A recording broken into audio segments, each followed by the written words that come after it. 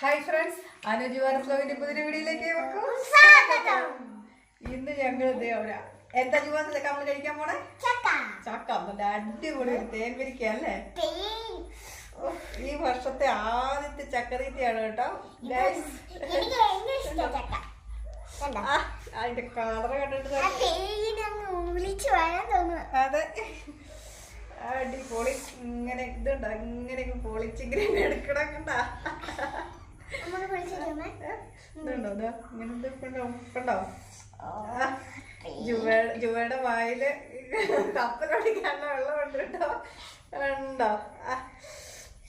എന്റെ പൊന്നെ,